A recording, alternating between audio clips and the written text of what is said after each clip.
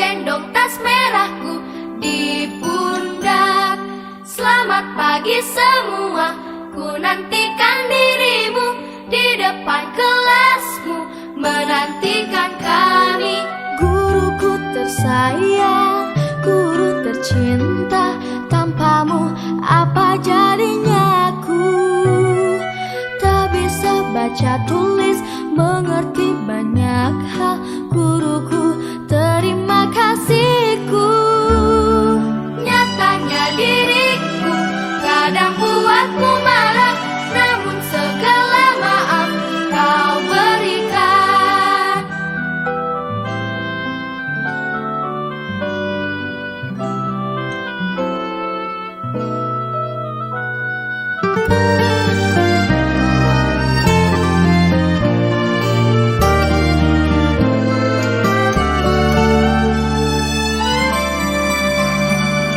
Selamat pagi semua, ku nantikan dirimu di depan kelasmu, menantikan kami. Guruku tersayang, guru tercinta, tanpamu apa jadinya aku?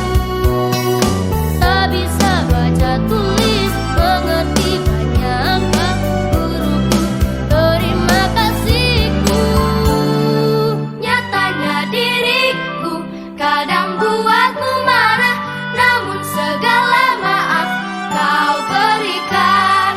Guruku tersayang, guru tercinta, tanpamu apa jadinya aku?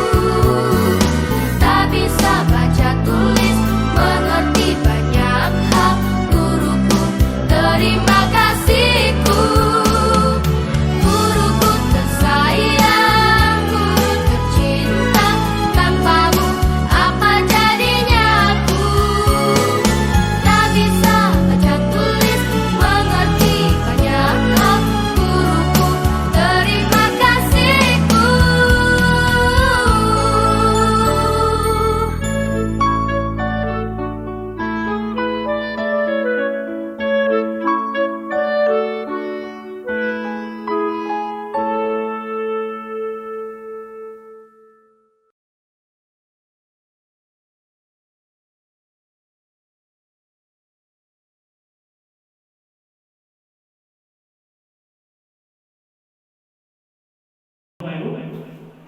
Apa masalah yang dihadapi ketika kita menerapkan budaya positif? Kira-kira apa masalahnya? Contoh di dalam kelas saya wali kelas 22. Mungkin Bapak Ibu tahu semua yang paling parah masalah yang saya hadapi ketika kita terapkan budaya positif. Tidak semua anak mau mendengarkan budaya positif yang kita terapkan. Ada beberapa anak-anak yang mana melawan. Misalnya ada 19 orang di dalam kelas, mungkin hanya 10 orang yang melakukan budaya positif. 9 orang itu enggak, karena kenapa? Ikut-ikutan teman yang lain. Ada kawan yang memang kadang-kadang mengajak kawannya, berikan dengan bapaknya, berikan dengan bapaknya. Jadi hal-hal seperti itu juga menjadi masalah, karena kita mengajarkan anak-anak itu beda. Anak-anak itu 19 orang di dalam kelas, 19 orang beda pemahamannya dan karakter, tetap beda. Jadi masalah yang dihadapi saya rasa itu sebagian kecil, karena tidak semua anak sama. Ya, Pak Ali silakan. Memang budaya positif itu masalahnya di sekolah. Sebenarnya menurut daerah kita ini kan daerah pesisir dulunya. Kalau memang daerah-daerah Padang atau Biren di kota itu memang masalahnya agak kurang. Artinya anak-anak patuh. Begitu kita ngomong, begitu kita perintahkan, langsung laksanakan. Yang ini kita di daerah ini sama juga di daerah pesisir di pinggir laut. Sama prinsipnya, yang artinya apa yang kita katakan itu tidak begitu patuh. Artinya ada anak-anak yang loncat sini, ada yang tidak patuh, sehingga terjadi permasalahan menurut tempat. Nah, menurut saya menurut tempat. Kalau memang di kota-kota begitu kita bicara, langsung dia laksanakan baris, kita bilang langsung baris. Kita baris, kadang-kadang udah dari sana, dari sini, sehingga kan permasalahan ada di daerah tetap ada. Kalau di kota-kota memang terlalu patuh anak-anaknya. Itu kan tergantung pada bahan baku.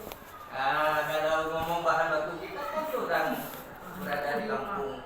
Kadang-kadang orang tuanya tidak memperhatikan anaknya, sehingga seperti ini.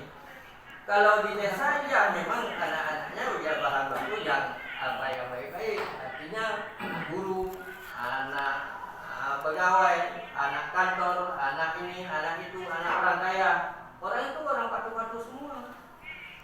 Sehingga ada permasalahan kita. Jadi jangan kita samakan antara kampung dengan yang di kota. Itu Pak. Ya baik, terima kasih Pak. Jadi masalahnya letak sana. Jadi tergantung geografis ya. Geografis daerah. Benar seperti Pak bilang. Masalah yang kita hadapi itu pasti ada. Dan saya yakin di kota juga pasti ada juga. Mungkin tidak sebanyak yang kita hadapi. Cuma mungkin di kita karena letak geografisnya agak ke pegunungan, mungkin karakter dan wataknya juga berbeda. Misalnya kalau yang di kota mungkin mereka di sana itu sering mendapat pengawasan. Mereka itu lebih dekat dengan pusat pemerintahan. Jadi mereka itu harus mampu menciptakan budaya positif yang bagus. Tujuannya kenapa? Mereka sering diawasi. Tetapi meskipun kita tidak sering diawasi, kita juga harus melakukan budaya positif. Seperti Pak Ali bilang tadi, misalnya anak-anak kita suruh balik, nanya itu sebenarnya dong orang tentang impulsif, supaya dia harus diwarai. Maka meraba-raba Karena kan di Gerobak Kerak memang baru kita belajar, belum melakukan, ya kan? Mungkin sekolah lain sudah melakukan, tapi kita belum. Iya, kita sama-sama belajar. Nah, jadi Bapak Ibu proyeknya sebenarnya singkat nonton proyek, tapi itu P5. Itu adalah proyek penguatan profil pelajar Pancasila. Nah, jadi proyeknya yang pertama tujuan itu untuk nilai pun nilai mandiri, nilai gotong royong, nilai dengan rasa, nilai kerjasama. Pokoknya benar munculnya waktu itu kita proyek. Jadi Bapak Ibu, apa hal yang pertama? Yang pertama membentuk tim kan Ibu kan? Membentuk tim fasilitator proyek penguatan profil pelajar Pancasila. Hal yang kedua apa? Mengidentifikasi tingkat kesiapan satuan pendidikan. Yang siap mana? Mengidentifikasi. Kita siap apa tidak? Tapi kalau tim sudah dibentuk, nanti kita sudah siap. Berapa persen sudah siap? Lihat.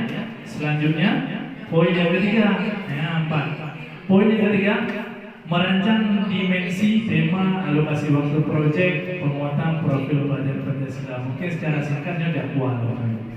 Jadi jadwal yang merancang. Mana kalau nanti hari kita identifikasi kesiapnya, ada yang boleh jadwal. Yang lebih condong di ke jadwal. Jadwal panjang tak buka, tema ada cok. Maksudnya tema proyeknya tentang apa? Lalu yang keempat, susun modul. Masih proyek udah bulan, masih proyek tabula majapli, ya masih Bapak Ibu kan? Proyek menanam cabai, harus siapkan modul. Cara menanam cabai, yang harus siapkan lahan diiban, alat diiban, anak siap buahnya, ya seperti itu. Ya. Lalu setelah kita buat modul, sebenarnya bukan merancang pelaporan, melaksanakan praktek sebenarnya. Ini merancang pelaporan ini setelah kita lakukan praktek. Jadi yang terakhir itu laporan, Bapak Ibu. Kita bukan proyeknya laporan, kita bukan rendang sebenarnya kan? Yang bukan dilaporkan. Jadi Bapak Ibu, proyeknya Inona sebenarnya 1 tahun 8 tema. Dalam 1 tahun ada 8 tema. Jadi khusus SMP kita itu diwajibkan dalam 8 tema itu 1 tahun minimal 3 tema. 1 tahun. Dalam 1 tahun, bukan 1 semester, 1 tahun kan?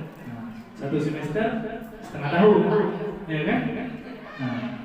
Jadi Ino disampaikan dalam itu ada 8 tema, jadi kita bisa pilih tema apa saja. Jadi minimal 3 tema dalam 1 tahun. Lagi punya ilmu yang ada yang buat proyek per blok.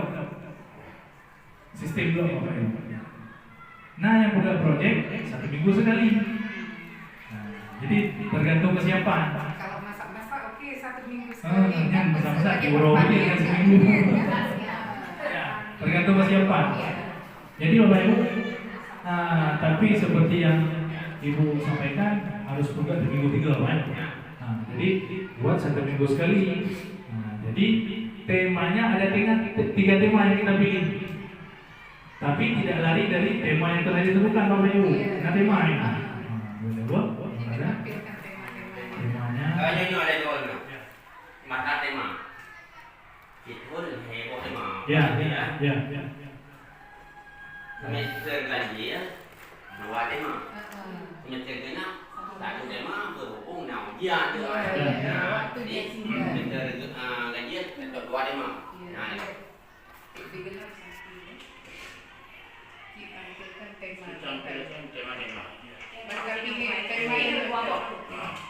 tema menyenangkan atau menggembira. Tema proyek kau. Tema bercocok. Ya, karena Tema menyenangkan dan Bapak Ibu, tema proyek profil SD, MI, SMP atau MTS, SMA, MA, SMK atau MA atau seterusnya. Berarti nyoba lagi. Yang pertama gaya hidup. Gaya hidup berkelanjutan. Ada kan? menjelaskan aku. Ada. Nah, temanya pun gaya hidup berkelanjutan. Nampak ada contoh aja Bapak Ibu. Udah betul. Contohnya seperti ini. Menjadi Jakarta. Nah,